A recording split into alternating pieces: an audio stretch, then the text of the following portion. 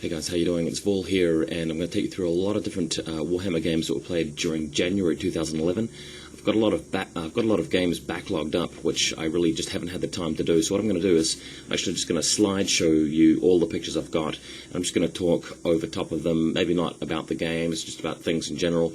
What you're looking at the moment is a game I played against Joran at the club, the City Guard Club, Chaos against Orcs and Goblins. For this particular game, I tried out a really weird list which had a Sorcerer Lord who had a Demon Sword and a Potion of Toughness, and he had the Mark of Nurgle. He was a level 4, and really weird build. I think the idea behind that was that the Demon Sword was going to kill him, but the thing is, because he starts with low strength, he's less likely to remove his entire armor save, and if of course he gets the regeneration spell off, he's going to be having a reward save against his own hits anyway. Anyway, it turned out to be a bit of a fun game. I did manage to win pretty easily, not specifically because of the Demon Sword, although it helped. He failed a lot of panic tests and things, and just a little bit of a bad matchup really for the Orcs here, having to deal with so many sort of tough units of Knights and Warriors and so forth.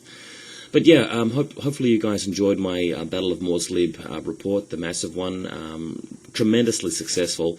Everybody that participated in that really had a good time. As for follow-up events, yes, I'll be doing hopefully another big game later in the year. At this point, I'm not too sure what armies it's going to include, whether it'll be a follow-on, like a sequel from the previous game. One idea I'm toying with is just to have Chaos back again with some sort of follow-on to the story after the events of what happened, or maybe even a couple of completely different races, such as Empire, or maybe High Elves against Orcs and Goblins, for example. Orcs and Goblins have got a new book coming out. I have read the rumours and so forth and read the updates. Yeah, nothing too special there. It looks like they aren't changing them too drastically. The big spider, well, that's a given. I mean, it's pretty stupid. Games Workshop just releasing another big model that they can make money out of. I'm sure people will use it. I'm sure it'll make for interesting games.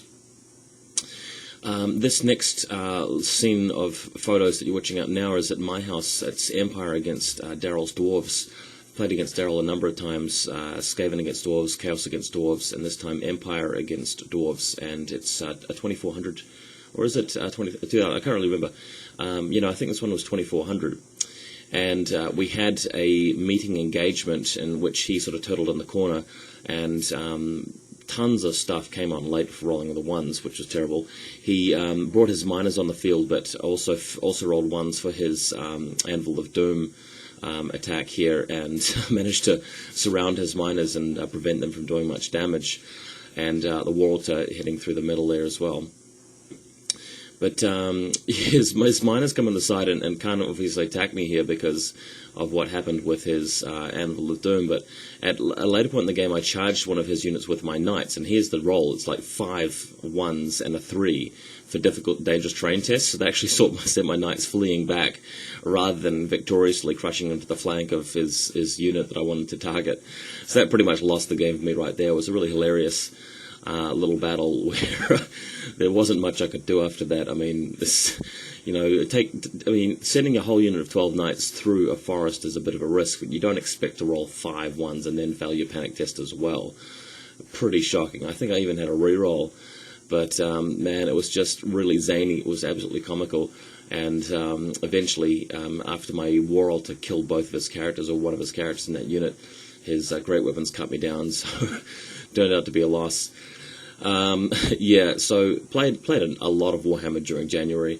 During February, as we're in now, I've played a couple of games. We're going to be playing a tournament next week, FluffyCon, where I'll be taking Empire as well, 2,000 points aside, and that will be a very sort of fluffy ordeal. And as you can see here, it's Empire against Chaos Dwarves, a practice game I had for that event against Richard. And the point of FluffyCon tournament is you don't take hard choice, you don't take powerful magic items, or lots of war machines, or lots of shooting, or powerful characters, or big monsters. In this army, I've basically got my normal sort of lineup, but with no Waralter. And I haven't replaced the Waralter with a high leadership general. I've basically taken out all my magic items, about 1 charmed shield. So that's the only magic item I have in the whole list. And Richard, I don't think in this game really had his army on par because he had six of those Inferno Golems from the Indie GT Chaos Dwarf list, if you guys have read that. And I just couldn't really deal with them. I mean, I did my best, but it just didn't quite work. And with the mission, again, I mean, this was, I think, another meeting engagement where both of us rolled a lot of ones for reserve rolls, and everything was everywhere. It didn't really feel like a very satisfying game. Very sort of chaotic Warhammer, as you might put it. But yeah, I think I eventually managed to lose this one by a narrow margin as well. This army, seriously, Fluffycon can't fight its way out of a paper bag, or a cardboard box, shall I say, and it's going to be a really weird tournament. I'm not expecting it to do well. There's a couple of guys who have taken Bretonnian armies and haven't really made enough of a concession in my book, so I'm expecting those guys to win the tournament overall. Next picture that you're seeing here is another Fluffycon battle. And it's my Empire against Glenn's Beastmen, and they look great. They just look absolutely fantastic. The army is not particularly hard because he hasn't got a battle standard bearer at all, and he does have a Lord level hero, Lord level general. And I'm just playing my run-of-the-mill guys, and I'm trying to blow them up with a Hellstorm rocket battery, which will actually be counted as the fireworks gun itself for this game. And unfortunately for Glenn, during this battle, what happened is that I shot my cannon and my handgunners at one of his chariots, which caused his Minotaurs and his Centaurs to panic off the board. Like, wow, 10 Centaurs and 5 Minotaurs. It's like, ugh. So instead of conceding, he decided to keep playing, but because we both felt it was a really trivial game at that point, I started doing really stupid stuff that I wouldn't do in a tournament game, such as, cast Occam's Mind Razor on the cannon crew trying to fend off these damned harpies swarming all over the hill.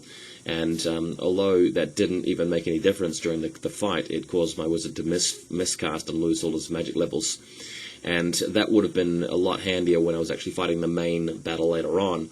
What happened later on was that I had him flanked in the middle with some flagellants, and I charged the knights in, hoping to sweep him away, but what happened instead was that I completely fluffed with the knights and just did almost no damage, and didn't really win the combat by a large margin as expected. And he eventually managed to beat me by a narrow margin, even though he'd lost his Minotaurs and Centaurs. So, not really a serious game. We both had this extremely poor luck in some cases, and I think it balanced out. But in a more serious situation, I wouldn't have squandered my wizard on just a cannon crew. I would have actually saved it to affect the major combat and give the knights and the horses mass leadership. So that's what happened there. Hope you guys really enjoyed the pictures of this guy's army. Next game, this is yet another Fluffycon practice game, so do watch the coverage that I'll be posting next week in the tournament. But this is against Nick, who hasn't really been playing a lot of Warhammer lately. He's cranked out his Wood Elves again for this Fluffycon event. Nick switched to 40k because he has not really been enjoying Warhammer that much lately, especially with Wood Elves aren't really the most powerful army. At higher points values, Warhammer really is about grinding down your opponent with winning War of Attrition rank units with armor saves and high strength, and Wood Elves don't really pump a lot of that out. But in the fluffy environment, they have done well here. This was always going to be a tough game for me, just considering that his long-range stuff was better than mine, especially considering that my Hellstorm rocket battery misfired and blew itself up straight away, so I couldn't really damage his blocks with my artillery. And in combat, really, it's just like swordsmen against Eternal Guard and War Dancers. And Dryads couldn't really cut it. The Knights did extremely well, but again, they could only affect one part of the battlefield, and by the end of it, he had me beat. The hill in the center of the battle was the capture the hill mission, similar to Watchtower, but without an actual tower. So by the end of the game, I couldn't really keep my infantry on the field. Guys, hope you enjoyed that. I'll be posting reports from Fluffycon next week. And I am actually starting a Warhammer 40,000 army as well, so do keep your eyes peeled for that. I will be doing some more talk about Warhammer 40,000 later this month. Catch you later.